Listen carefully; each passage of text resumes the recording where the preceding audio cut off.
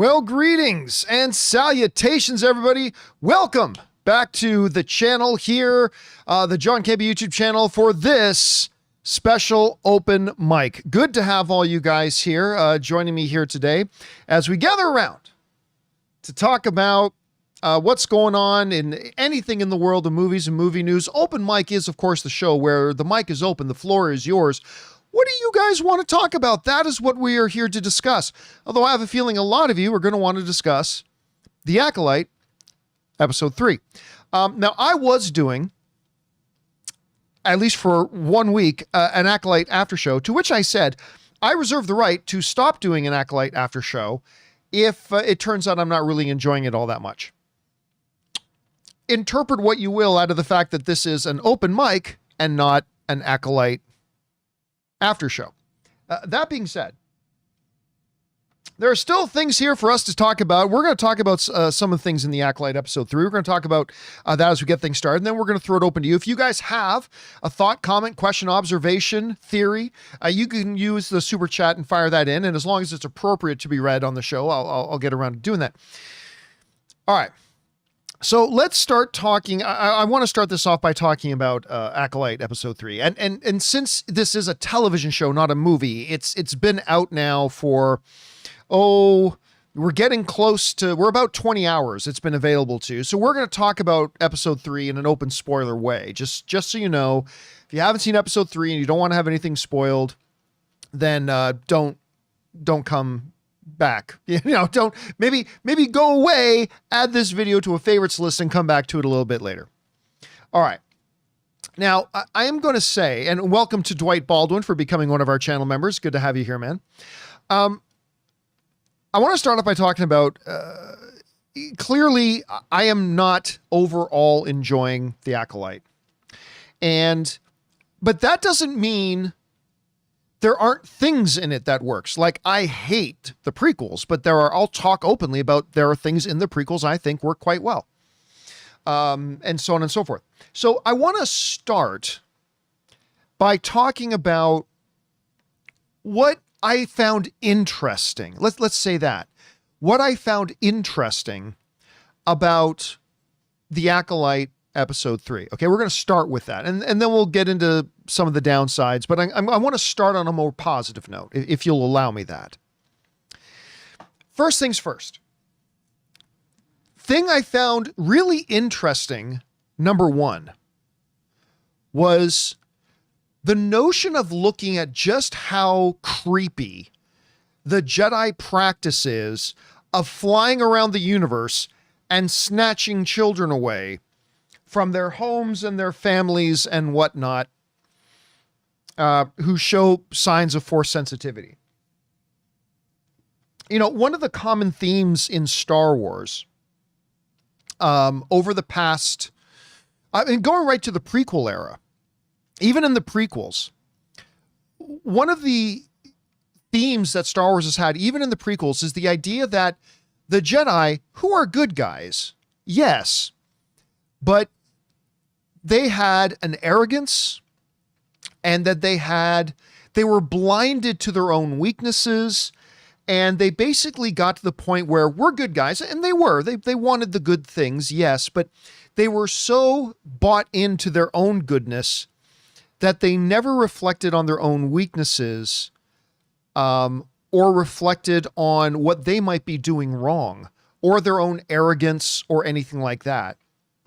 And I think that really, one of the interesting things they did really interestingly in that episode was that, like, when the Jedi show up to the Coven and just like, hey, we're the Jedi, we have the right to take and test these children. We have the right to do that. Like, the arrogance of that is insane. And again, that is a theme that travels all the way back to George Lucas's prequels, that this is something that ultimately led to the downfall of the Jedi. And to actually see it properly playing out, one or two of the video games touched on that tendency they had too, about just think about how creepy it is that as an organization, you just have the right to fly around the universe and take children away from their homes, take children away from their families.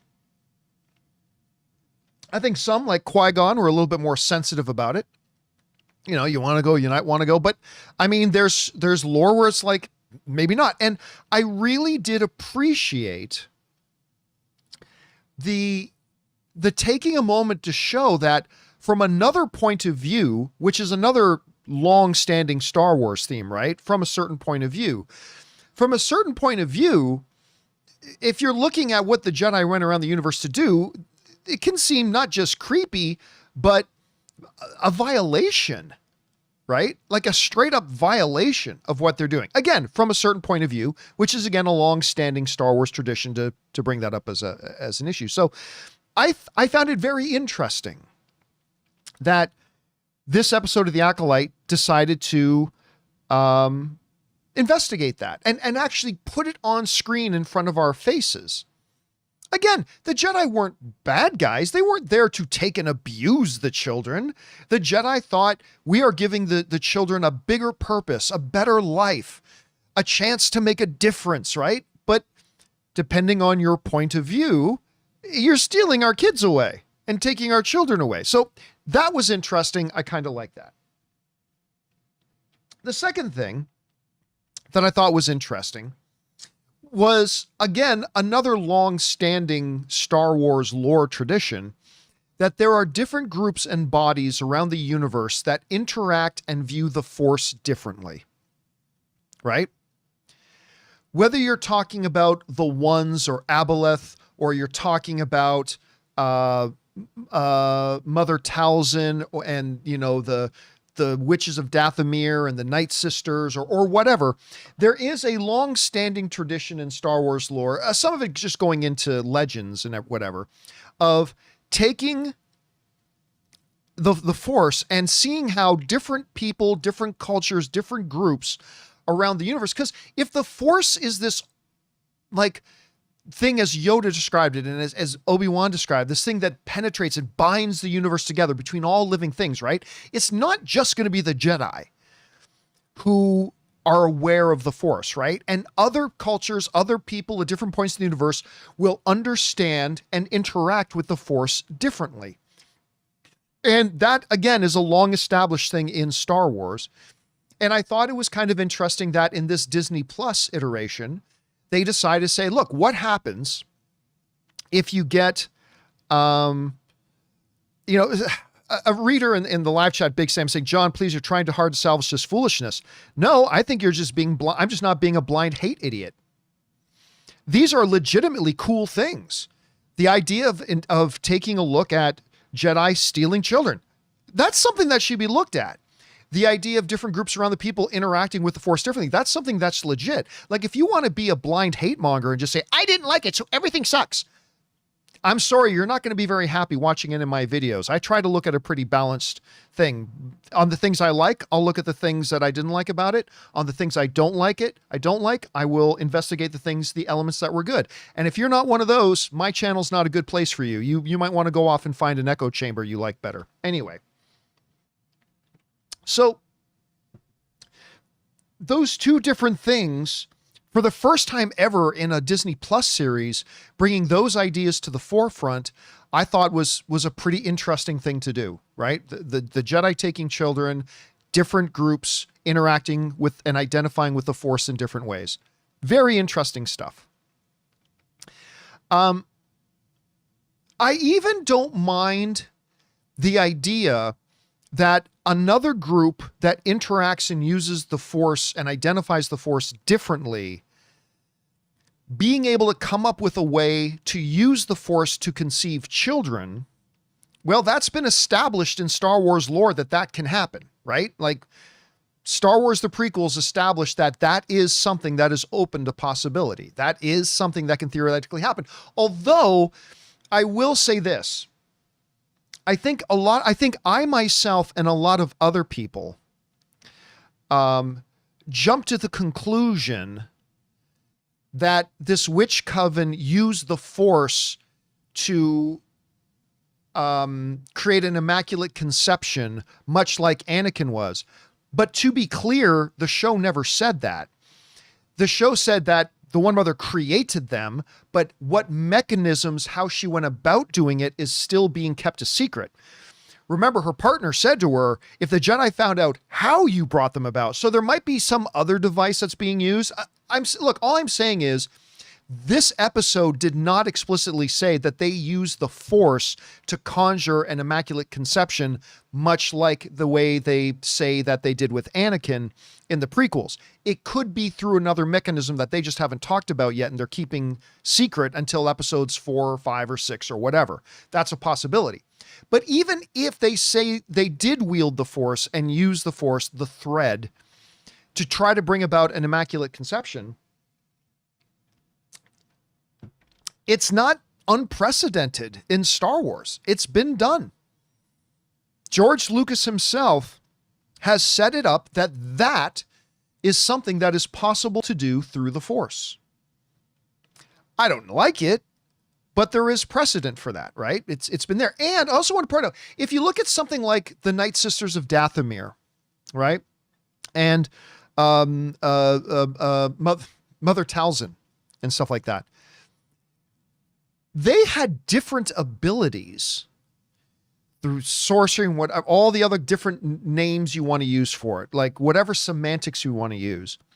But like when you look at the Night Sisters and the Witches of Dathomir, they had different abilities than your traditional Force users did, right?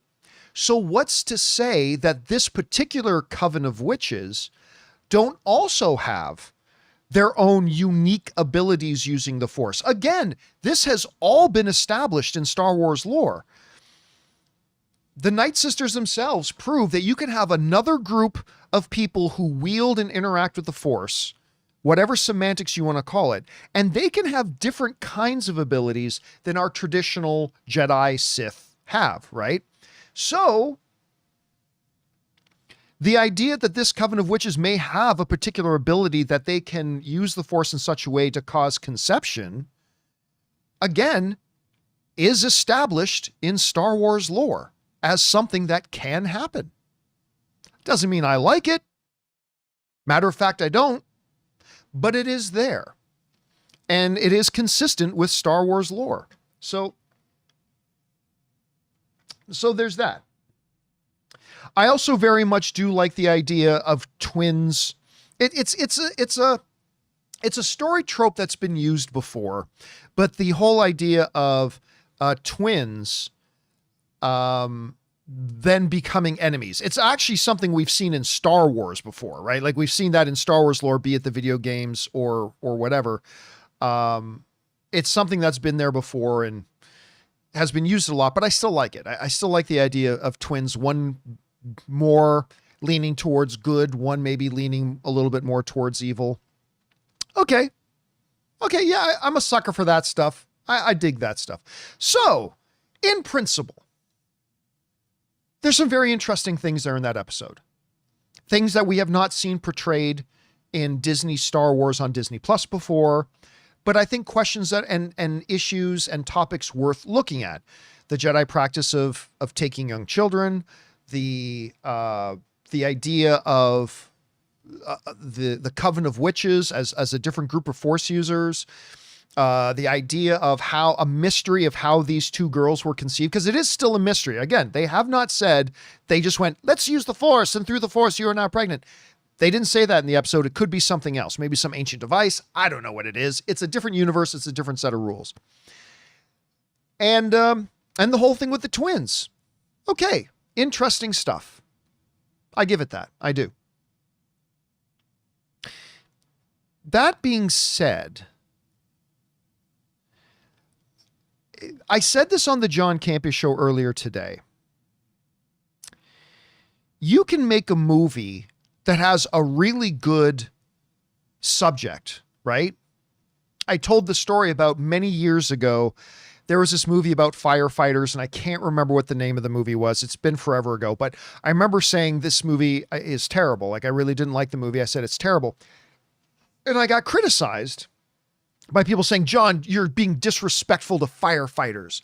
This movie honors the bravery of firefighters who don't get enough credit in our culture and society. And the fact that they made this about firefighters deserves your respect. And I'm like, listen, you're not going to get any disagreement from me that firefighters deserve abundant amounts of our admiration and gratitude. Of course they do. But just because you have a good subject matter in your movie doesn't mean you do it well. And they didn't do it well. I love that they made a movie about firefighters. And I'm not talking about Backdraft. That movie's awesome. But I mean, it's great you made a movie about firefighters. I respect that. But you still got to make a good movie. You can't just say, our movie's about firefighters. Now all of you have to agree that it's awesome. No, you still got to make a good movie. In the same way, just because episode 3 had a number of things that I think were very interesting things to approach, you still got to do them well. You still have to make a good show around it. And at the end of the day for me, and I'm only speaking for myself, okay? I'm only speaking for myself. At the end of the day for me, these are badly paced, thinly scripted, slow, and kind of boring stories you're telling. Stories where you have the pieces to make something pretty compelling. I think that we're in a new time era that we're used to seeing a Star Wars story on screen being told is really great. I think Lee Jung-jae as Sol is fantastic. I like the actress you got playing May and Osha. I mean, these interesting elements you're trying to bring into episode 3, you have the building blocks. The building blocks are there to make an interesting and compelling show. But you still got to execute. And they didn't. It would have been more entertaining for me to read the script because there was no life in this episode. It was exposition. The whole episode was exposition. You know, you are too lenient on the girls. You are too hard on the girls. The Jedi cannot find out how we made them. I don't want to be a witch. It was just this plotting. It was a labor to get through it.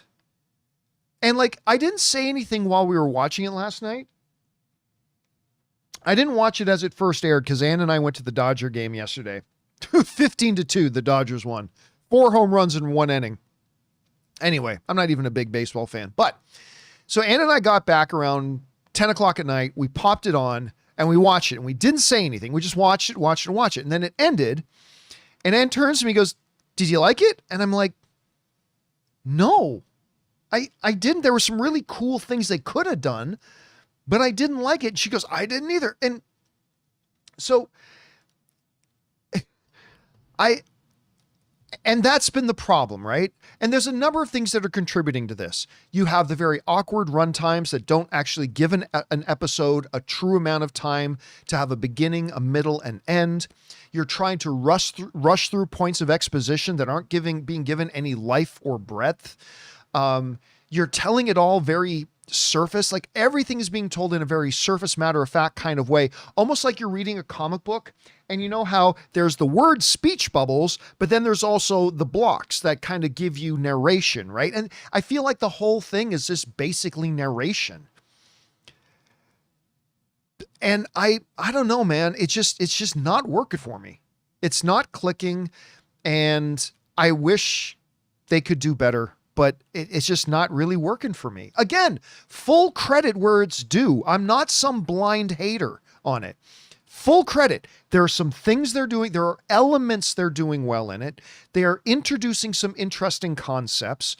All that is true. But those are still just building blocks. Think of a Lego, right? You can have how Jedi go around and recruit children. Okay, that's an interesting block. Oh, exploring how other groups use the Force and identified and worked with the Force. That's a good block. That's an interesting block. Oh, this idea of this. Oh, a performance by Lee Jung-jae. Oh, this. Like, you got all these blocks, but you still got to put them together and make something interesting out of them. And right now, they are not putting together a compelling, entertaining package that is leaving me the worst thing of all, not caring. I haven't been given one single good reason in the 3 episodes so far that I should care.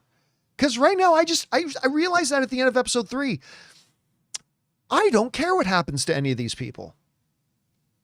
I don't care even Soul, who I think is a great character, but I'm like, I don't care what happens to him at this point. I don't care what happens to Daphne Keene's character, even though I think she's a pretty cool character, but I don't care what happens to her. I don't care what happens to May. I don't care what happens to Osha. Hell, I'm even at the point that I don't even care who the Sith Lord is. I don't care. Interesting concepts, good pieces, solid building blocks does not automatically make your show or movie good. You still have to put together a compelling package, and they just haven't done it. In my opinion, just in my opinion. And I know I've been messaged by many people who have really enjoyed this show so far. Awesome. I love that you're liking. If you're one of the people that are enjoying the show so far, I celebrate that. I think that's great. I'm actually jealous because I wish I liked it too. But that's kind of where I'm at right now with what I thought about Acolyte so far through 3 episodes. They have just simply failed to put together a good show. You know, it reminds me a lot of Obi-Wan too. The idea of Obi-Wan Kenobi midway through his isolation on Tatooine, watching over Luke, being called back into service by his old ally, and having to save and rescue his daughter, a young Princess Leia, in the midst of the Inquisitors and Vader and all that kind of, listen, all that in principle is really cool and really interesting, but you still had to put together a well-flowing, narratively deep, rich characters kind of story, and Obi-Wan fell on its face.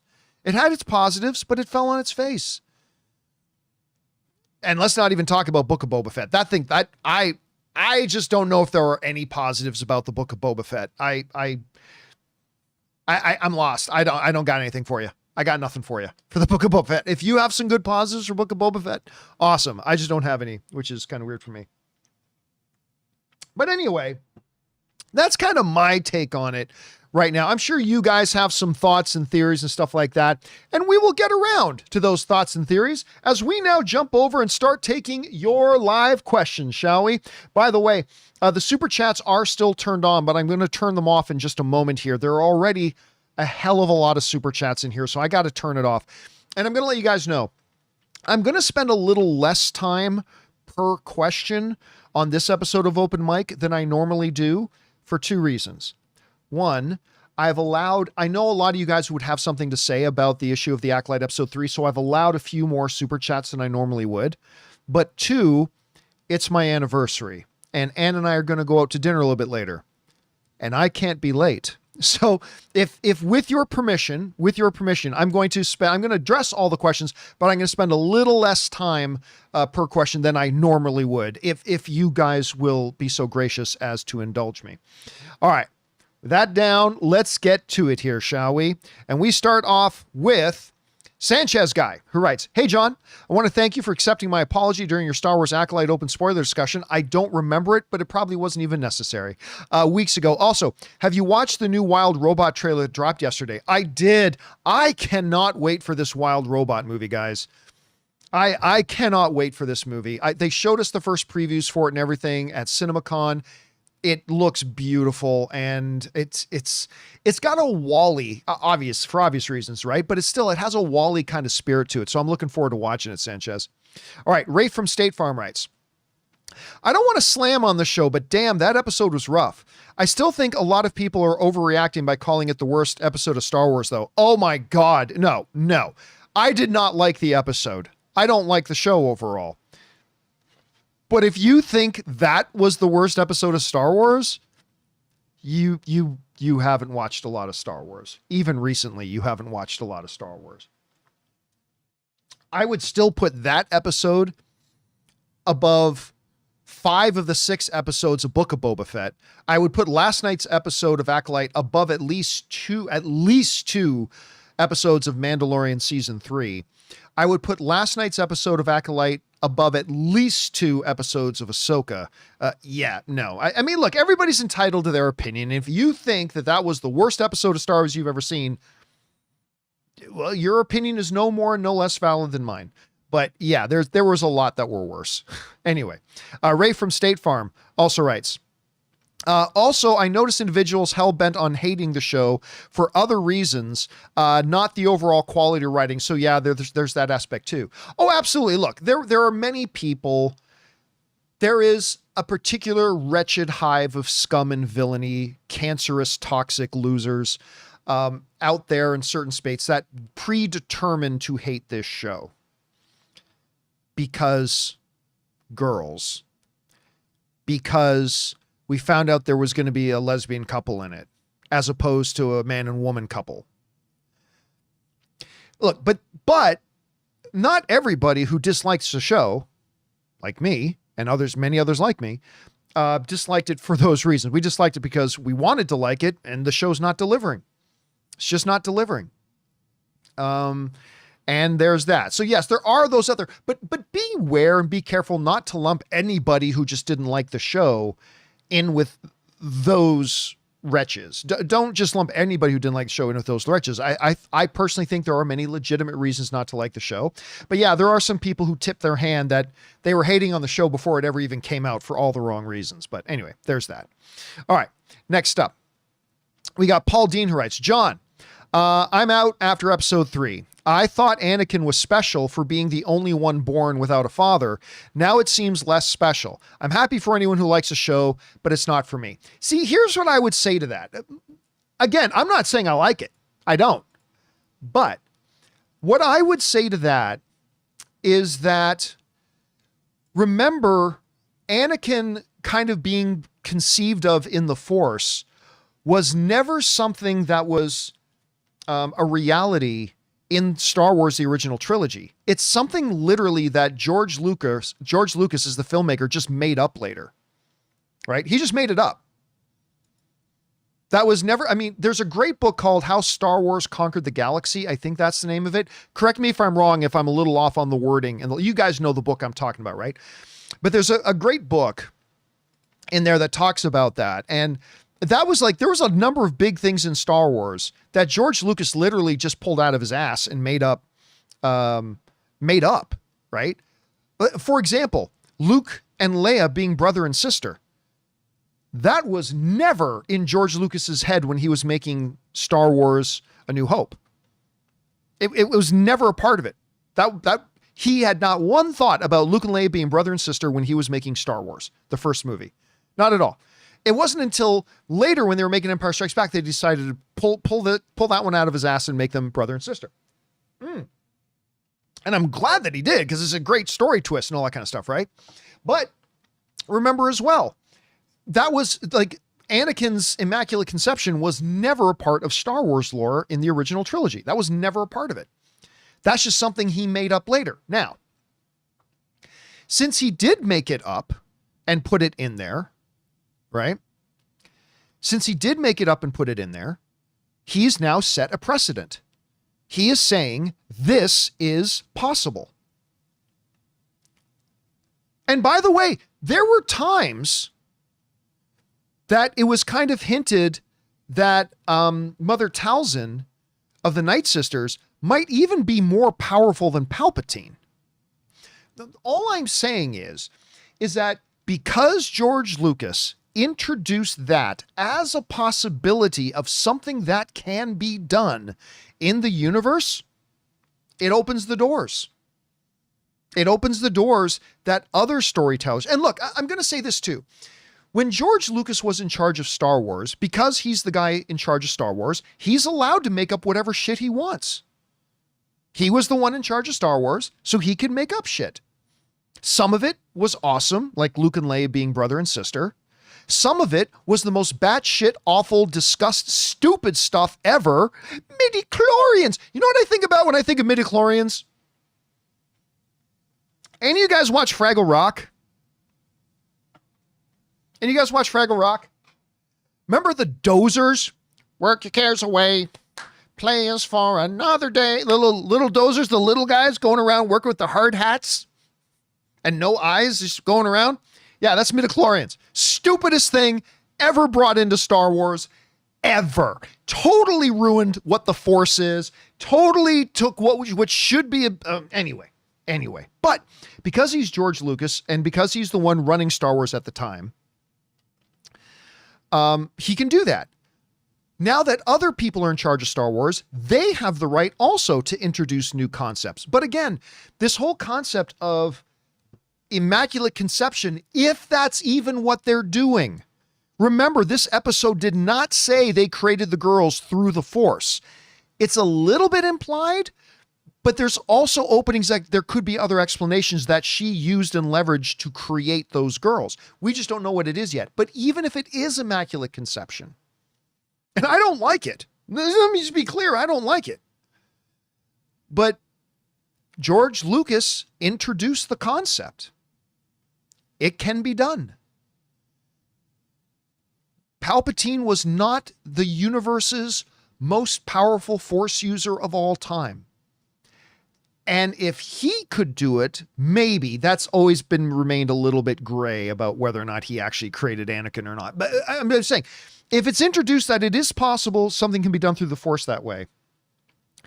And if he's one who can do it, then he's set precedent. There's a good legal term for you. He has set precedent. And once you set precedent, that means others can take advantage of it too. So even though I don't like it, there's nothing wrong with them employing that as a story hook because George Lucas said you can. George Lucas introduced it. So yeah, anyway, that's just one on that. All right. Next up, we go to, who we got here? We're at Nico, who sends in roughly a $20 super chat. Thank you, Nico, for supporting us on that level, man. Appreciate that. Who writes, I don't mind expanding the lore, but it has to be realistic. A truly powerful Sith, Darth Plagueis, who tried to create a life form but failed, is somehow outdone by witches with nowhere near the same knowledge of the Force. Time out. Where does it say they have nowhere near the knowledge of the Force? Where does it say that? Where does it say that this coven of witches, remember, again, I bring you to established lore. You had something like the Witches of Dathomir, right? Who used the Force in very, very different ways and different abilities and different things to do because they understood the Force differently, not better, not worse, whatever, but they understood the Force differently and they interacted with it differently and they used it differently. So there's nothing there saying that one of the things that we know nothing about this particular coven of witches. We don't really know anything about them. We don't know anything about them. So who's to say that they don't have a particular understanding of the Force that is different from what the Jedi have, or much like, Mother Talzin and the Night Sisters, the Witches of Dathomir. Actually, if you really want to go into it, look, I don't mean to make this a thing, but as soon as you get into Aboleth and the Ones, now once you introduce the Ones and Aboleth and all that kind of nonsense, now you have gods of the Force and you have this, and it's like, I'm sorry, but almost anything becomes fair game at that point, right? Once you, we're just going to make up these characters that were never around before, but we're going to make up that you have the son and the daughter and the balance and all this kind of stuff. The thing is, what is and is not something that we can just make up, right? The storytellers and the creators are saying, okay, Dave made, or I think it was Dave that came up with the idea of the Dathomir witches. Anyway, he just made them up and said they do this because he was creating new characters, right? He was creating a new layer to the Star Wars universe, right? So Filoni makes these new characters and he says they have certain abilities that they don't, and they wield the Force like magic and spells, and they do this and they do that, and they can do this and they can do that. Okay. How is that different from what they're doing here with this Coven of Witches? Again, I don't like it, but I'll defend the point that they have the ability to create these characters too. And who's to say they don't have a better understanding of certain aspects of the Force than somebody like, you know, a Palpatine, or even somebody like a Yoda or whatever, right? They established in Star Wars that different groups can have different understandings of the Force and different aspects of it and tap into it in ways that are unique from other people, right? Aboleth had abilities that Luke didn't have, like, because they made that up. So again, I think you got to be careful. I think we as fans have a tendency to clutch our pearls a little too tightly without actually sitting back and saying, you know what, actually, in the lore, there is precedence for this. It's been done. Therefore, anybody's allowed to do it. And so I think that's something we got to understand. All right.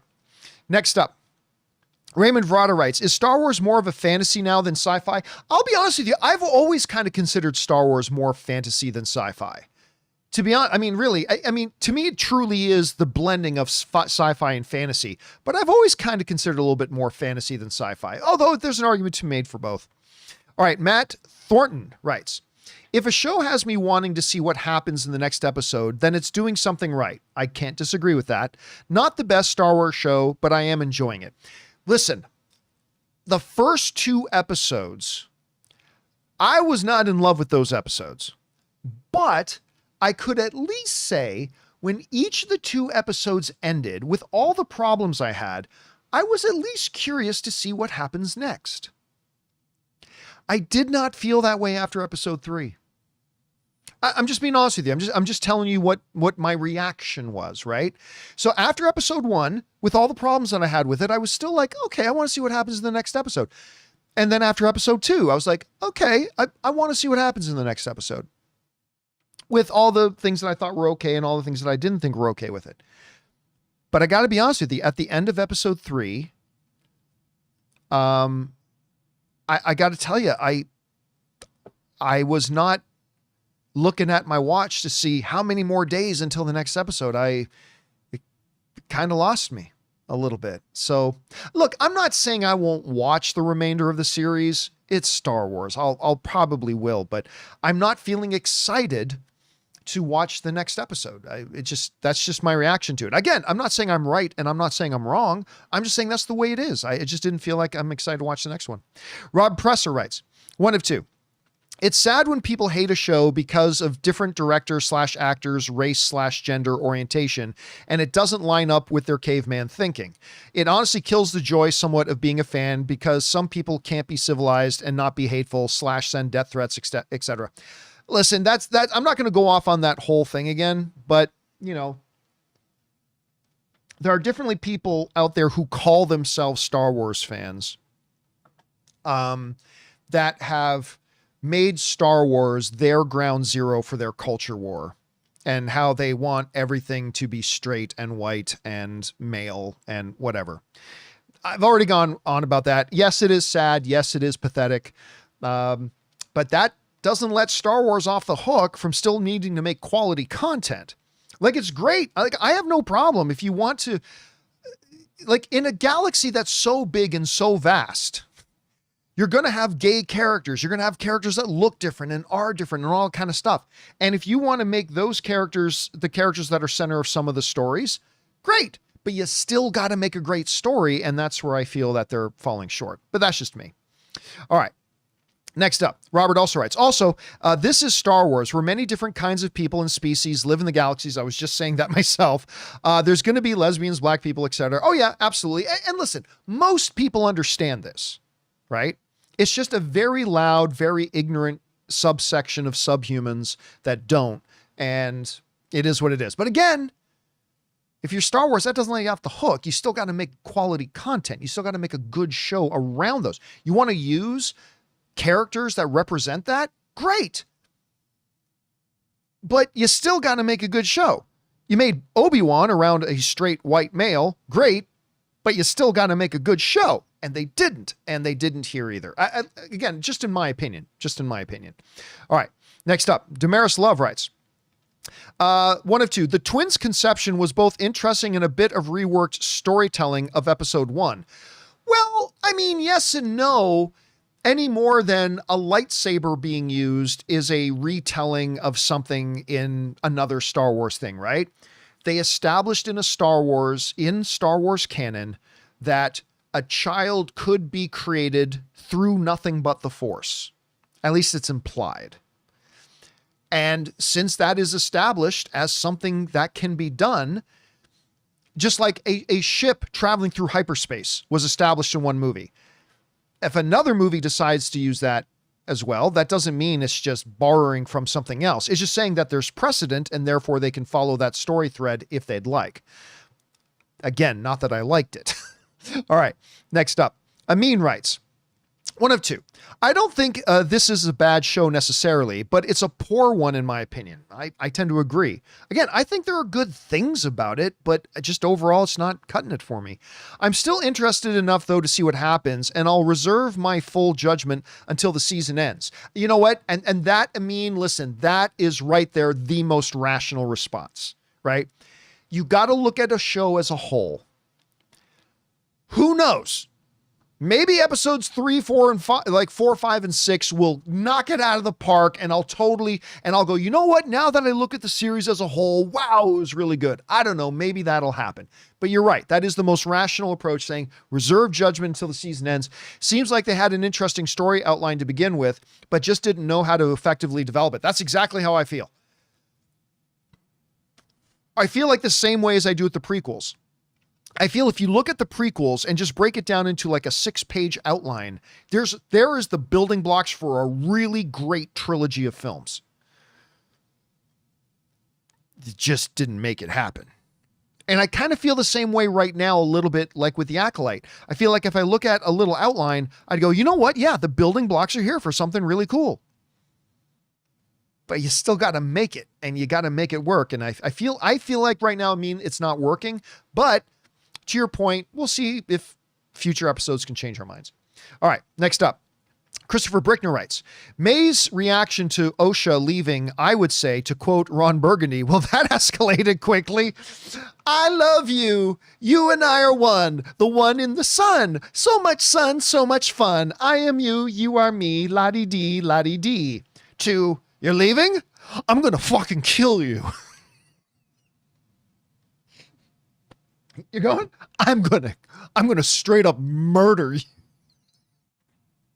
It's like, wow, that kind of came out of there real quick. Okay. I am going to straight up take this rock and bash you over the head until your brain's fine. I'm going to murder you. All right. There are two things I would say to that, all right? And I'm speaking to myself here, okay? Just to be clear, I'm speaking to myself as well, all right? Okay, number one, that might not have been May. When the show was over, that was kind of my first thought. It's like, okay, that may not have been May. Starting a fire, trying to kill her sister, all that kind of stuff, right? That may not have been May. Like, it is possible that whatever the big Sith Lord floating around is, like, caused that to happen and made that happen. And it wasn't really her. Either May might have been controlled, or it wasn't even May. It was just a vision, right? I don't know. All I'm saying is it might not have actually been May. The other thing is that here's the interesting thing about psychotic people. As long as they are getting their way, psychotic people and psychopaths can seem very normal as long as things are going the way they want them. Guys, we've all known people like this in our life, right? We all have. That, hey, as long as things are the way I want them, everything looks good. Everything looks normal. But the moment they are not going to get something they want, a switch can flip. And like May apparently has always been able to convince Osha to just kind of go along, do this, blah, blah, blah. But the moment she's like, nah, I'm straight up leaving, maybe that flips a switch. Again, I don't know. I'm theorizing. I'm just going to say in general, I agree with you that did kind of escalate quickly. Skippity-doo, skippity-dee. I love you and you love me. Happy, happy all the day. You're going to leave? I'm fucking going to kill you. You're fucking dead to me. Die. Yeah, that was kind of out of there. That kind of came out of nowhere. Anyway, let's see here. Zach Larson writes, episode 3 had shown me the people making these shows don't understand the basics of Star Wars. Anakin was the first and only person to be conceived by the Force. Zach, I hate to break this to you, but you might be the one that doesn't understand the basics of Star Wars. Since that happened, that means it could have happened before and it could happen again. And by the way, saying these people don't understand Star Wars, well, then you're saying the very fact that George Lucas introduced that shows that he didn't understand Star Wars because that was never a part of the original trilogy. He made it up later. Storytellers are going to add to their stories and add to their lore as they go. George Lucas did it. Other creatives are going to do it. The Immaculate Conception was never a part of Star Wars. It was never a part of it. And then going into making the prequels and deciding, well, I got to come up with where he came from. Instead of giving him a dad, well, we'll just say the Force made him. Okay. All right. Fair enough. But understand, do you then go to George Lucas and say, you, George Lucas, clearly don't understand Star Wars. You don't understand your own creation, because that was never a part of the lore in the original trilogy. For 20 years, we have gone without that being a part of it, and you just made it up. Well, yeah, because that's what storytellers do. They make up new devices and they move forward. But that brings up 2 points. Point number 1 is that a new storyteller in charge of Star Wars and creating Star Wars, they also have to have license to create new things and go in new directions. If George Lucas had that ability, then the new storytellers have to be afforded that as well. That's part of Star Wars. You know? Number 2 is, again, I go back to the issue of precedence and lore. George Lucas established that that's something that can be done. And there are more powerful Force users in the legends and lore of Star Wars than the people who were around during the time of the prequels. Therefore, if George Lucas says this is something that can be done and can happen in a vast universe of umpteen trillions of beings, it is not unthinkable that somebody else did it too. So yeah, I would say that. I would say that. All right. Next up.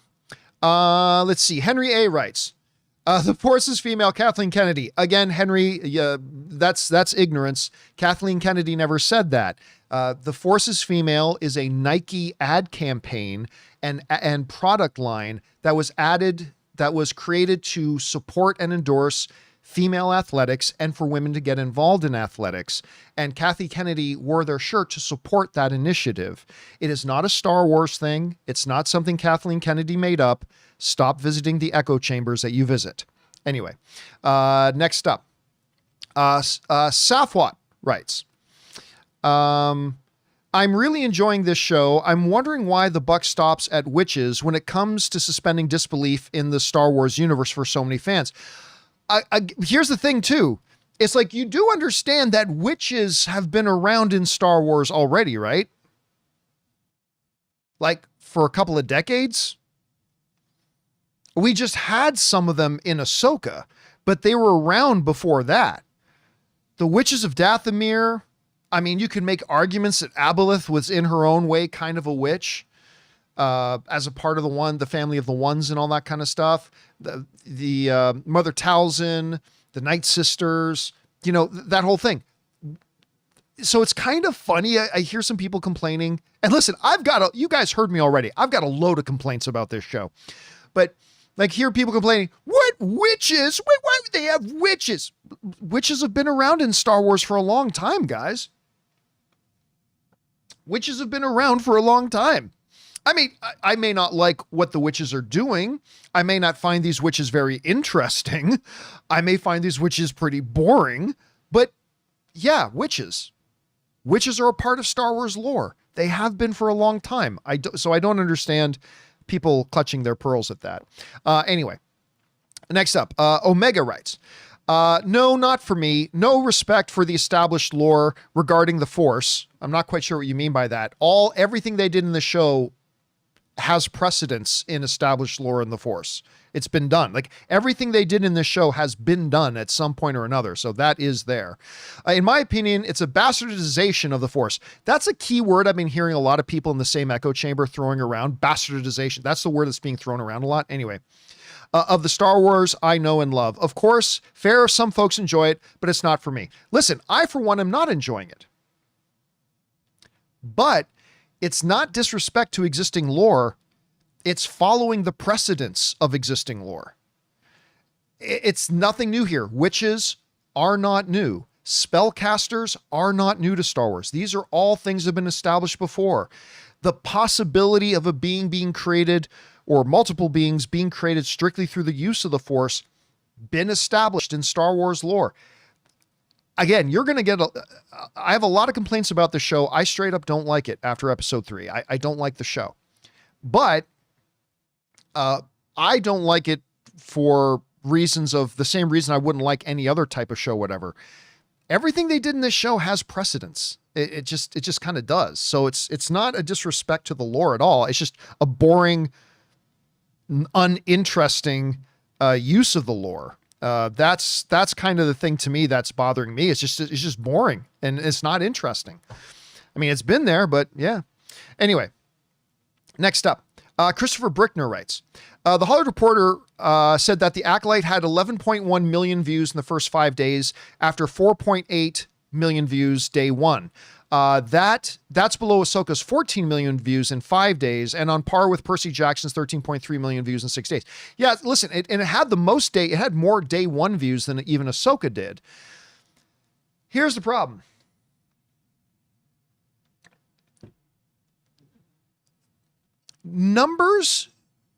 First day numbers tell us one thing, but overall series numbers tell us something else. First day numbers tell us, like 4.8 million, that's the biggest debut they had on Disney Plus in a while. Shows us, hey, there's still a hunger for Star Wars out there. Still there. But that's not really the key metric. The key metric, and I said this after the first 2 episodes, was how many views does it get as the show progresses? Do the views go up like WandaVision did? Or do the views go down like Ahsoka did? That's going to tell us more than anything else. And I believe, I don't know this yet. We'll find out in the weeks to come, but I believe we're going to see more of an Ahsoka pattern of viewership. I think we're going to see viewership drop as the show progresses. It's great that shows like this start strong. That's wonderful.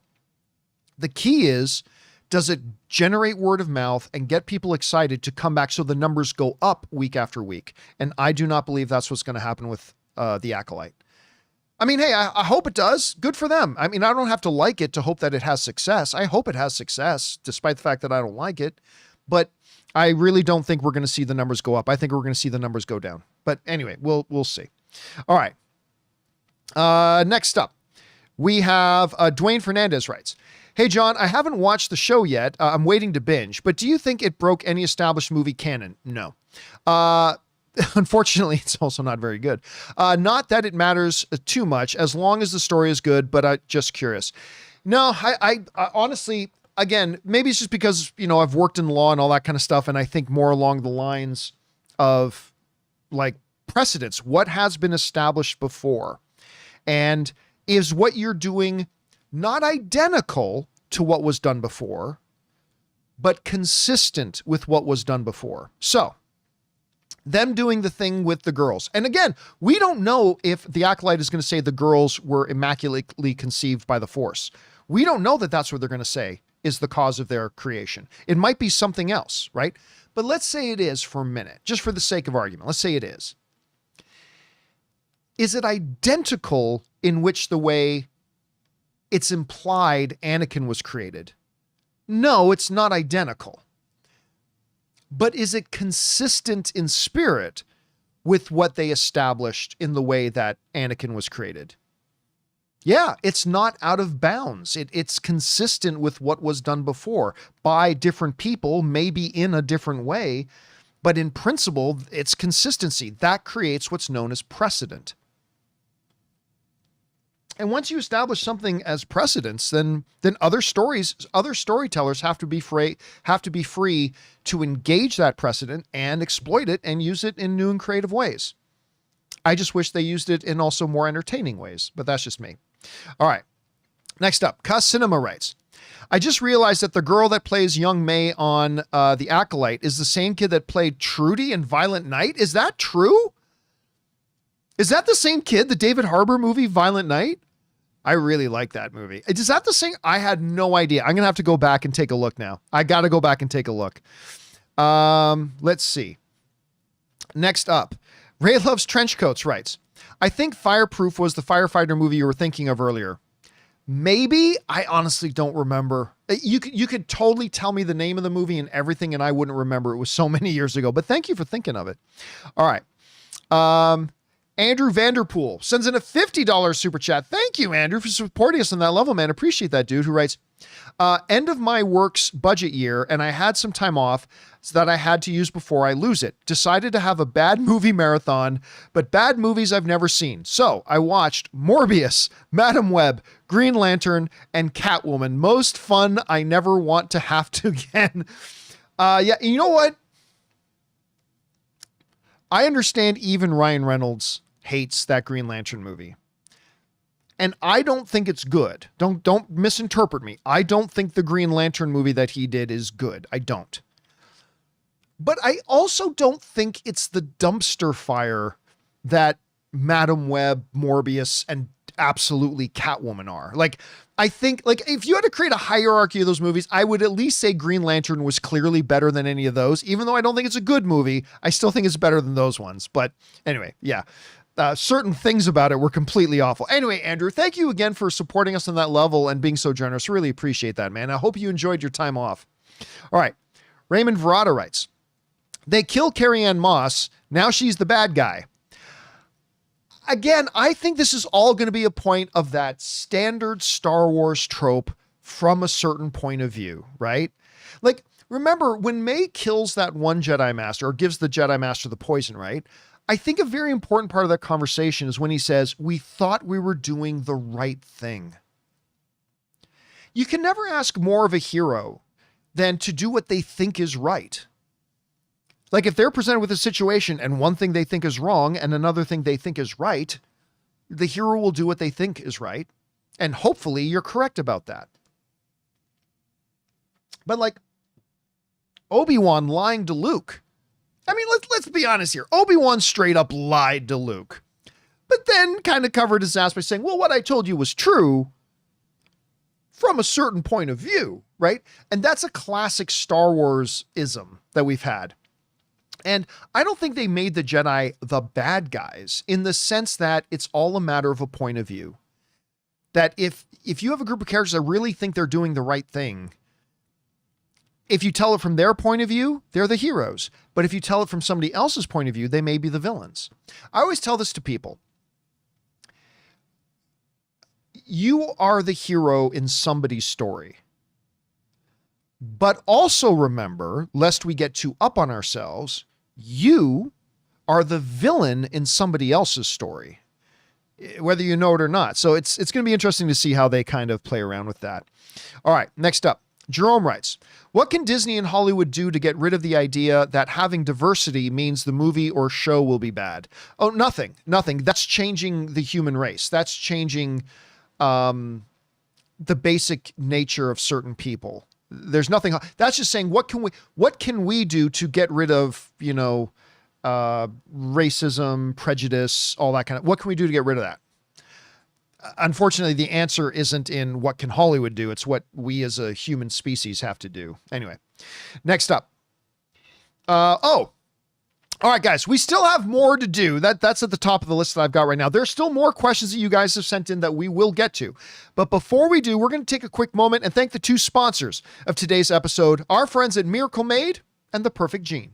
Guys, we want to take a second to thank a sponsor of today's video, Miracle Made. Did you know that your temperature at night can have one of the greatest impacts on your sleep quality? If you wake up too hot or too cold, I highly recommend you check out Miracle Made's bed sheets. Inspired by NASA, Miracle Made uses silver-infused fabrics and makes temperature-regulating bedding so that you can sleep at the perfect temperature all night long. When they arrived at our house, my wife Ann loved the feel of them so much, she couldn't even wait for me to get home to put them on our bed. Miracle Made has self-cleaning. These sheets are infused with silver that prevents up to 99.7% of bacterial growth, leaving them to stay cleaner and fresh 3 times longer than other sheets. Miracle Sheets also have incredible comfort and quality. Miracle Sheets are luxuriously comfortable without the high price tag of other luxury brands and feel as nice, if not nicer, than sheets used by some 5-star hotels. So go to TryMiracle, that's TryMiracle.com/Campea to try Miracle Made sheets today. And whether you're buying them for yourself or as a gift for a loved one, if you order today, you can save over 40%. And if you use our promo code Campea at checkout, you'll get 3 free towels and save an extra 20%. Miracle is so confident in their product, it's backed with a 30-day money-back guarantee. So if you aren't 100% satisfied, you will get a full refund. So upgrade your sleep with Miracle Made. Go to TryMiracle.com/Campea and use the code Campea to claim your free 3-piece towel set and save over 40% off. Again, that's TryMiracle.com/Campea to treat yourself.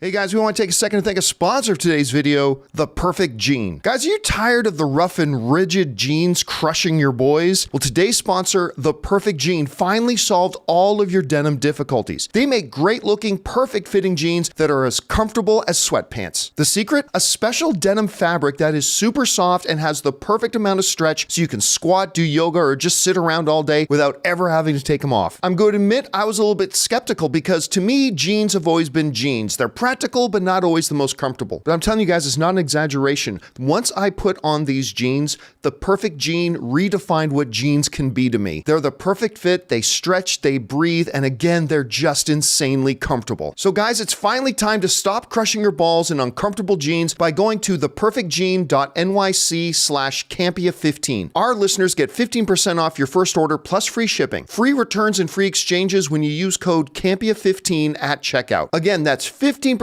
off for new customers at theperfectgene.nyc/Campea15 and use the code Campea15. After you purchase, they'll ask you where you heard about them. Please support the John Campea Show and tell them we sent you. And thank you to our friends at Miracle Made and The Perfect Gene for sponsoring today's episode. All right, guys. With that down, let's get back into your questions that you've been sending in, shall we? We're going to pick things up here with Sticks and Stones, who sends in a $20 super chat. Thank you, Sticks and Stones, for supporting us on that level, man. And Sticks and Stones writes, at first I was like, this isn't Star Wars. Then I saw the potential lore and then Lee's performance. So I liked it as an episode of TV, but not as Star Wars. They didn't build into the lore/scene to get you on board first. You know what? I actually feel a little bit the opposite. Because I feel like the problems with this show are bigger than anything that has to do with Star Wars. I feel like the problems with this show are bigger. I think the problems with this show are basic fundamental problems with any show. Forget whether it's a fantasy show or a sci-fi show or a Star Wars show or whatever. I feel the problems with the show are even more fundamental. Not getting me to care about the characters, no real depth, everything coming across as boring exposition, no complexity or layers to what's going on. They have a single narrative thread kind of flying without any intricacies of side quests. I use the terminology of role-playing games a lot. Like, to me, the failures of the show, and again, if you like it, that's great. I'm not trying to dismiss your enjoyment of it, but I'm just saying, for me, the failures of the show are basic failures. It's not even getting into advanced things. It's like the basic fundamentals, solid dialogue, compelling your character. I like the Soul character, I do, but even like the Mother of the Coven is coming across as flat and stiff, and it's just basic television show fundamentals. is where they're dropping the ball. And that's just how you felt opposite of that. And that's just why it's great that we all have different perspectives. But I felt like the failures were more on a basic level, but that's just me. Anyway, man, thanks for sharing your thoughts. And thank you again for supporting our channel on that level, man. Really appreciate that, dude. All right. Next up, King Tantic also sends in a $20 super chat. Thank you, King Tantic, who writes, if Mother Anastasia used the Force to create the twins, which, by the way, we don't know that she did. We just know that she did something unconventional. They didn't specify what it was, and it could be something else. Well, we'll see. Anyway, if Mother Anastasia used the Force to create twins, that changes, in my opinion, the significance of Anakin's Force birth. I believe it's hinted in Revenge of the Sith that Plagueis created Anakin. What say you, John? Happy anniversary. Anniversary. I see what you did there. Anniversary. Again, to me, it doesn't change the significance of anything that happened in another movie. Any more than, I don't know, one guy being a quick draw and another guy being a quick draw conflicts other things. It doesn't affect anything, in my opinion. If, and again, it's a big if, that the Coven Mother used the Force to conceive the girls, which again, they never explicitly said that in the episode. There could be another explanation. But that being said, if it is, then it doesn't change anything. Again, The Force Awakens, The Phantom Menace establishes in Star Wars that it is possible for somebody to manipulate the Force to conceive a child. Then that's all there is to it. There it is. If they have established that it is possible to manipulate the Force to do it, then it cannot be inconceivable that somebody else can do it too. I'm just saying, listen, neither Plagueis or Sidious or any of them, nobody considers those two the single most powerful Force users in the history and all of canon of Star Wars. There are many people that would list a number of other beings and characters more powerful than those two. So why would it not be conceivable? And again, I go back to the Night Sisters. If the Night Sisters can use the Force in such a way that traditional Jedi and Sith have not been able to use the Force, why can't another witch coven also be able to use or manipulate the Force in such a way that maybe not a traditional Sith or Jedi can? I'm just saying it all comes down to precedence. And so I don't think it takes anything away from the quote unquote specialness. Although quite frankly, listen, by the way, I think the Immaculate Conception of Anakin Skywalker is one of the most buttfuck stupid things ever done in Star Wars. I really do. I really do. Not as bad as midichlorians, but completely stupid. And therefore, I don't like the use of it. If it is what they're doing in the Acolyte, I don't like the use of it in the Acolyte either. I don't like it. But it's not unacceptable that they use it, considering it has been established that that is something that can happen in the Star Wars universe. Anyway, that's just the way I look at it at any rate. You are totally free, obviously, to look at it a different way. And I respect that. Your opinion on it is no more and no less valid than mine. But you're asking me the question, so I'm telling you that I just don't like it. Anyway. All right. Thanks for that, King Tantic. Appreciate you, man. And thanks for sharing the question.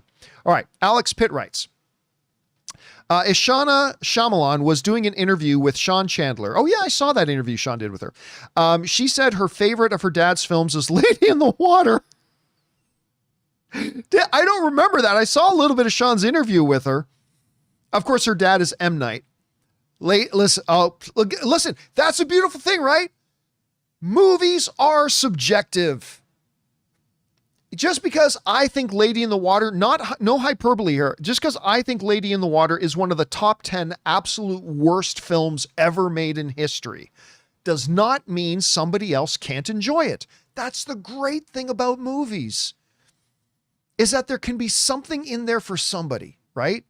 There are movies that I hate that people love. There are movies that other people love that I hate, but that's a good thing. That's the beauty of the art. So while I laugh and chuckle that Lady in the Water is her favorite of her dad's, okay. I think it's a wonderful thing about the art that we can all look at films in different ways and it hits. Just like I don't like The Acolyte, but I love that other people do. Like, that's the great thing about the art. We should celebrate that. It's not a bad thing. It's a good thing. So anyway, but yeah, man, that movie was rough. I hated that movie so much. All right. Fangblaze71 writes, with America Chavez being the only MCU character we know that can travel the multiverse, do you think she'll get Logan and Wade into the MCU world? I don't. I don't think they're going to go back to her yet. I think she'll be in the next Doctor Strange movie, but I don't think we're going to see her in this. Listen, the TVA have the abilities to jump into different timelines and all that kind of stuff. Therefore, and if she, maybe Wong figured out a way to do it as well. Hence we see the sorcerer's teleportation ring pop up in there. So I don't think it's going to be America Chavez. It could be. It's not impossible that it could be her, but I don't think that's the way they're going to go with it. Although I could be wrong. All right. Alex Von Gollum writes, I'm worried about Acolyte. Depending on how they wrote the Jedi's involvement in the death of the witches, the show might become bad or be a good show. Look, clearly the little fire that May started, if that was even May, I have a sneaking suspicion that wasn't even really May. Like, oh, you're my sister, I love you, I'm going to kill you. That might not have been her, but maybe it was. But that little fire that May started, that doesn't explain 25 dead witches just laying on the floor, right? Something else killed them. We heard the one Jedi say to May, we thought we were doing the right thing. Listen, as much as I believe and have said that, hey, if the Jedi felt that they're doing the right thing by giving these children the opportunity to come to come make a difference in the universe, to see Coruscant and travel the stars, and we are going to give them a better life, then maybe taking children doesn't seem so bad. But if this show, and I'm not saying they will, so I'm not going to get angry at something they didn't do yet. Okay. I'm not going to get mad at something they didn't do yet. I'm just saying, if this show suggests that the Jedi came there and slaughtered the witches, that ain't just from a certain point of view. That's them straight up being villains. And that would be awful. I don't think that's the case. I think the witches die by whoever the mysterious Sith Lord is and all that kind of stuff. I'm just saying that if they're going to say in that show it was the Jedi that did it because they thought they were doing the right thing by murdering all these women, yeah, I'm going to have an issue with that. Because that's not from a certain point of view issue anymore. That's straight up just evil. So I hope that's not what they're implying. Probably not. So again, I'm not going to get mad about it yet. All right. Conrad Drover writes, reminds me of the 60s scoop here in Canada. Well, the 60s is clearly before my time, and I'm not quite sure what we're talking about the 60s scoop. Unless you're talking about like the thing where like Native American children were like being taken and raised in white homes. I mean, but I don't recall the term 60s scooping. Anyway, I don't know what we're talking about. I'm sorry about that, Conrad. I'm not quite sure what the issue is. All right. Fangblaze writes, if Venom 3 is as good or better than the last two, do you think it can make 800 million or more at the box office like the first one did? No, I don't. I think Venom 3, if it's good, and that's a big, because remember, I liked Venom 2, but it was a big step down from Venom 1. I love Venom 1. I had a ball with Venom 1. Made over $800 million. I had a blast with it. Venom 2 was a step down. I think the step down in quality for Venom 2 is going to hurt the attendance of Venom 3. If Venom 3 is really good, and we don't know if it will be or not, but if it is, and that's a big if, I think it can be a financial success.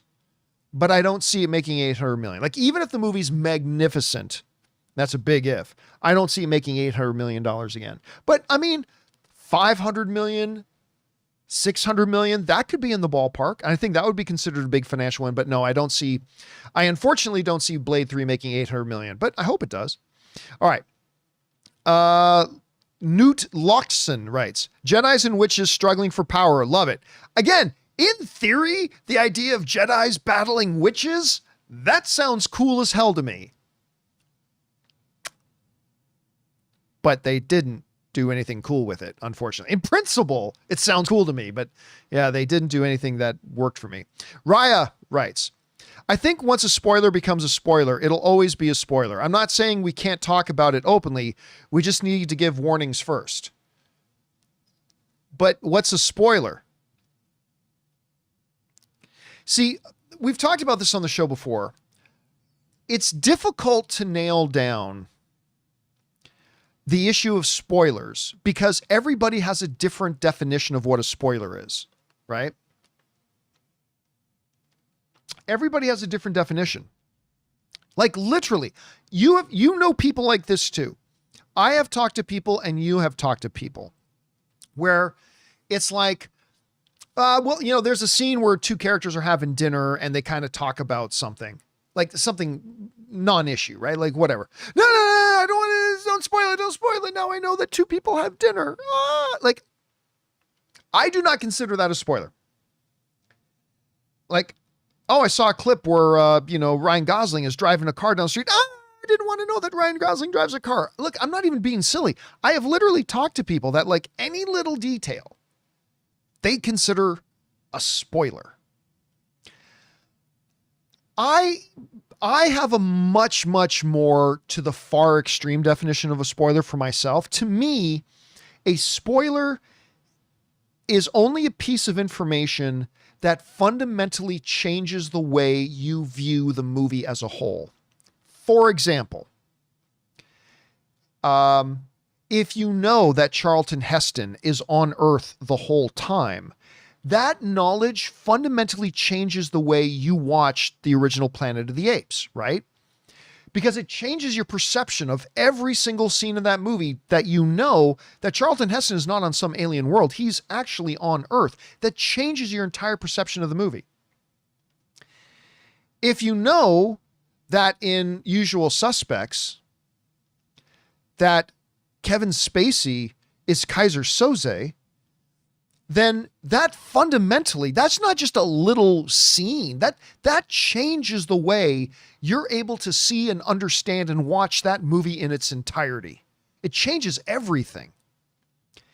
If you know in The Sixth Sense that he's been dead all along, that fundamentally changes everything about the way every single scene of that movie, the way you engage with it and perceive it as an audience member is now fundamentally changed.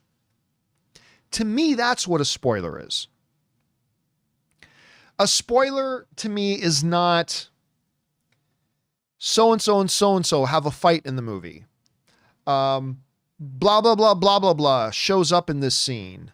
But like, to me, that's not a spoiler. That doesn't fundamentally alter my experience of the movie. But again, I'm not saying my definition is right or wrong. I'm just saying and highlighting the point that so many different people have so many definitions about what a spoiler is that therefore it's a very tricky thing to navigate. Us as movie fans, it's very tricky waters to navigate talking about spoilers because all of us have different interpretations and degrees to what we consider something a spoiler. And that's what makes it hard for us as film fans together. Anyway, next up, we've got King Tantic again writes in. It seems to me that the Jedi killed the witches. It better not. It better not. Killed the witches and created the larger fire. We didn't see everything that took place. We only saw Osha's perspective. Absolutely. And I think that was by design. Look, the only way I'll accept, because I'm going to have a real big issue with this, that, just all these Jedi are just evil and they just slaughtered like all these. Okay. The only way I'll accept that is if it was like purely by accident. Like Again, I'm just making something up here, okay? Just for the sake of the discussion, just understand that I'm just making something up. Haunted Autumn is saying they died from sadness like Padme. That's the best comment of the day. They died from sadness like Padme. Okay, so they died from sadness. So that's such a great line. They died from sadness. All right, look, the only way I'll accept that is if, like, say, I don't know, and again, I'm just making this up. The Jedi decided, look, these kids got to come with us. So let's drop this sleeping gas. Again, I'm just making up something stupid, okay? Well, let's drop this sleeping gas in their temple to knock them all out. So without violence and conflict, we can go in and take the children. But when May started the fire caused a chemical reaction to the snappy nap gas that actually made it turn toxic and killed them. So if you want to say that the Jedi inadvertently and unintentionally did something that led to the deaths of those witches, okay, all right, I can be on board with that. That would explain the one Jedi's tremendous guilt. That would explain a number of things. I can be on board with that. But if they actually say the Jedi just straight up went in there to kill those witches, I'm going to have a problem with that. From a precedence, from a lore, from a historical point of view, I'm going to have a problem with that. So I don't know, King Tantic. We'll see, man. We'll see what they're going to do with that. All right, next up. King Tantic also writes in again, oh, either that or the episode was just edited strange. I think they're just clearly setting up a mystery, right? Lee comes in, or Soul comes in, gets Osha. As they're leaving, there's all these dead witches, but they don't tell us why or how. And that ultimately is the crux, right? Is finding out what caused that. And so I don't think it's awkward editing. I think it was meant to elicit the question. And it needed to be set up in such a way that May holds the Jedi responsible. May have come to the conclusion that the Jedi did that. Again, I don't see it as bad editing. I see that as part of them trying to build up the mystery. They didn't do a very good job of it, but that's what I interpreted it as. But that was just me. All right, next up. Matthew Chambers writes, the worst part about this show is the runtime. If the runtime was longer on each episode, it would really help flesh out the story. Dude, I can't agree with you more. There are shows that are structured in such a way that you can have a 40-minute episode and it works completely well because the show's designed to work with that. Not one, like a good episode of television, right? If you watch an episode of Game of Thrones or House of the Dragon or Last of Us even, right? Each episode has its own cadence and has its own beginning, middle, and end, right? That's what good television does, where every episode clearly doesn't answer all the questions every episode, but every episode Breaking Bad was another TV show that did this brilliantly. When you watch any episode, almost any episode of Breaking Bad, every single episode had its own internal structure of a beginning, a middle, and an end. The Disney Plus Star Wars stuff really doesn't. It feels like they took like a 4.5 hour thing and then just kind of chopped it up. And like, the individual episodes don't have natural flow. The individual episodes don't have their own cadence. And like, just adding more time doesn't fix that automatically. But if they did give them more time, it would allow them the opportunity to make each individual episode its own true chapter of the story. But that's the problem with a lot of these Star Wars shows. They don't feel like individual chapters. Like they feel like random chunks just kind of chopped into a bit and thrown out there onto your screen. And I do think that is a problem. I think that's not just a problem with just the Acolyte. I think it's been a problem with a lot of Star Wars stuff on Disney Plus. Anyway, Chazarus writes, I didn't love this episode, but I liked parts of it. Feels like the pilot to a different show that might be better than the Acolyte. That's an interesting point of view. Do a hero's journey instead of a slow burn mystery. Here's the problem. You can do both at once. You can have a slow burn mystery that incorporates a hero's journey and is fleshed out with complexity, deep characters, multi-dimensional narratives. You can do all of that in a good show. And to me, when I say that, I just find that the weaknesses of the Acolyte are the most basic fundamental things of making a good show, is that they fail in all the basics. And that's why this show falters for me a little bit, to be honest. And maybe they'll pick it up. Maybe it'll get better. But right now it's a little rough getting through it right now for me, to be honest with you. All right.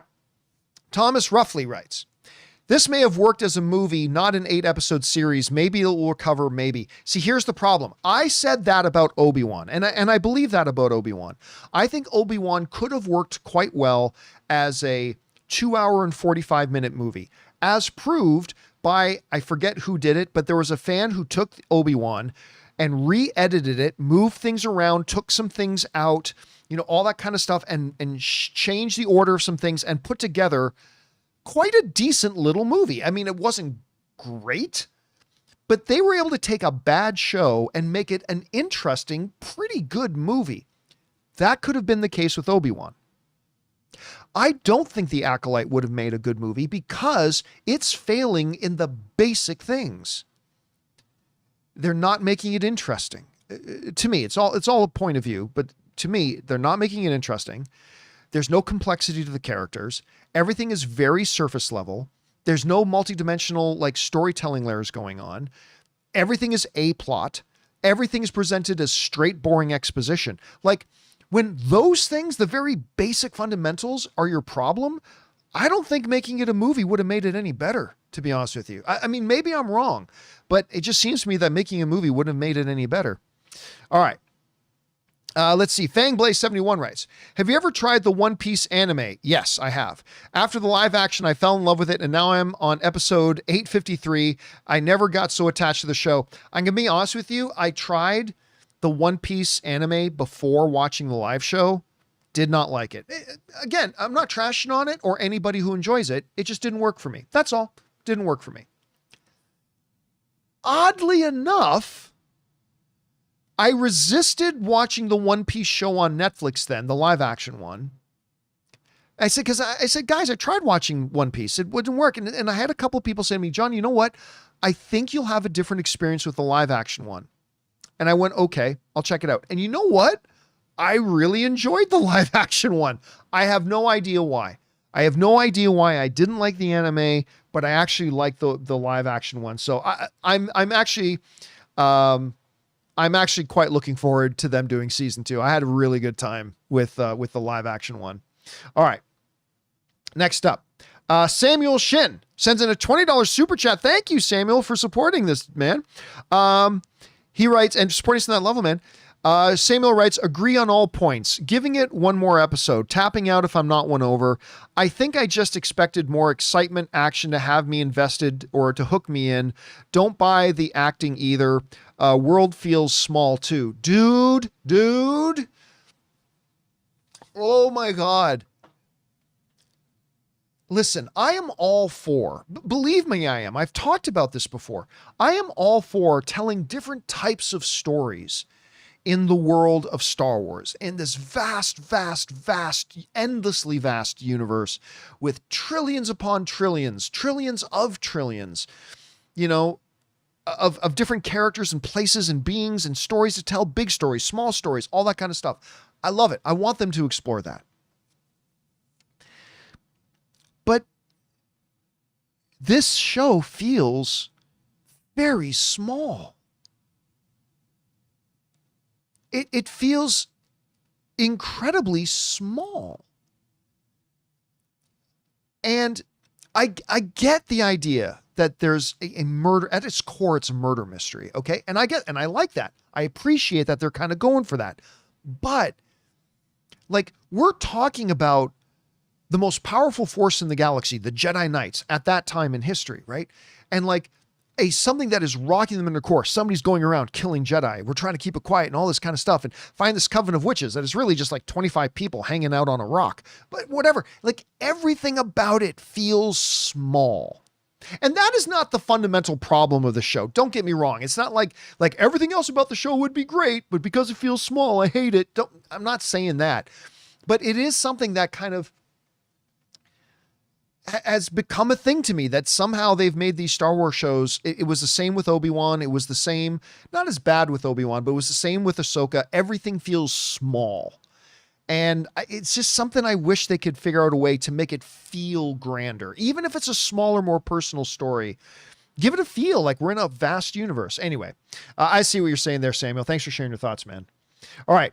Tank Rhythm. I like that name. Writes, the director of Blade has left the project. What? They lost another director? They lost another director. Did I not say, guys, 2 weeks ago on this show, did I not say that I now believe that at some point shortly, Mahershala Ali will leave the project? This might be the impetus of that. This might be the impetus of that. Oh God, I'm so excited about doing the show tomorrow and seeing Ray's face when he hears the news. Ray is going to I think you're actually going to see a grown man cry. I think you're going to see a grown man cry on this show tomorrow. I tell Ray, the direct, I really, listen, I do believe a Blade movie will happen. I just no longer believe it's going to be the one with Mahershala Ali. It has been over 4 years since they announced him, and they're no closer to getting this done. So I believe we'll get a Blade movie, but not anytime soon. And I don't think it's going to be Mahershala Ali. Hopefully I'm wrong. And they get this thing done. They bring another director on quickly. They're able to fire on all cylinders, and we get Mahershala Ali as Blade. But man, I did not hear about that, Dank. Thanks for letting me know. All right, next up, Cinema Sauced writes, do you truly believe it deserves a 4.1 out of 10 on IMDb, though? That's way too harsh in my opinion and seems likely due to the toxic fan base. Well, number one, never pay attention to IMDb scores, because IMDb allows people to vote with acknowledging whether they saw the show or not. I guarantee you there were a lot of votes being given on that before the show was ever seen. That being said, I do not give scores to movies because different scores mean different things. Like, to me, a 7 out of 10 means it's a pretty solid little film. I enjoyed it. It's a good film. But back in the day when I used to give scores, I give something a 7 out of 10 and I'd get people going, John, why did you hate it? Campea hated it. What are you talking about? You gave it a 7. Yeah. Anyway, that's why I just gave up giving scores to things. Okay. Now, if I did give scores to something, to me, a 5 means I can't quite decide if I sort of like it or if I sort of don't. Like, 5 is purely right in the middle. A 5.5 means I don't think it's great, but overall I liked watching it. A 4.5 would be saying, I didn't like it, but it wasn't the worst thing in the world. It had some things going for it, but overall, I didn't really like it. So if I gave scores to things, which I don't, I think a 4 would probably be roughly around what I would score the series so far, to be honest with you. Like, not a train wreck, not the worst thing I've ever seen, but I'm not enjoying it. I don't think it's good. There are definitely good things in it. It has some positive elements in it, but yeah, I gotta say, if I gave a score, which I'm not, but if I were to give a numerical score, I don't know that 4 out of 10 would be far off from what I would be giving it myself personally. But that's just me. That's just my experience of the show. If you would give it higher, awesome. But for me, it's below the break-even point. The break-even is 5, and I'm a little bit below that. So that's probably where I would personally put it. But again, maybe I'll feel differently after I watch more episodes. Who knows? All right. And our last question of the day comes from Kenos Pia, who writes, I have a feeling this episode is a false memory implanted by the Jedi. Possible. I'm not sure if that power has been used before in canon, but it seems plausible as a Force ability. See, while I don't necessarily agree that the whole episode was a false memory, I do think there is a possibility that there are elements of the episode that are not what they seem. For example, we joked a little bit earlier about May going, "You're my sister and I love you. I complete you. You complete me," to "I'm going to kill you. I'm going to burn you alive so I can hear your shrieks as your flesh burns from your bones. You uncouth bitch." Like, whoa, that escalated quickly. Where did that come from, May? So I believe that there is a possibility that the episode itself may not be a false memory, but that may have been some kind of an illusion or some kind of trick or some kind of something. Because listen, the fire went from just outside of her door to encompassing the entire temple awfully fast. Again, I'm just saying that I think there is very much an open door to the concept that a number of things in the episode may not be what they seemed, but I don't think the whole episode was a false memory. I don't think the whole episode was a false memory. It could be, though. I mean, they very well could be it and go by that way. It's like, oh, it was all a dream. I hope that's not the case, but you'll never know. We'll see. All right, guys. And that'll wrap up this installment of Open Mic and our little conversation about the Acolyte episode 3. Again, I don't think this is the worst of the Star Wars series so far. I think Book of Boba Fett overall was worse. I think the show could end up being a little bit better than Ahsoka, but could also end up being worse than Ahsoka. We'll see.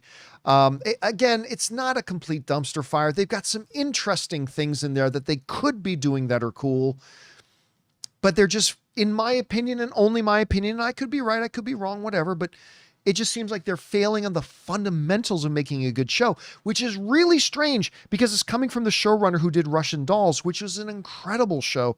And I don't know what they're doing. Anyway, maybe the show will get better. Maybe it won't. Guys, thank you so much for being here and joining me on this little discussion. I'm sure there's a lot of things I said that you agreed with, probably a lot of things you disagreed with. That's the idea. That's the point of being film fans and having different perspectives and sharing different thoughts and all that kind of stuff. Anyway, I'm glad you guys were here with me today, coming along for the journey.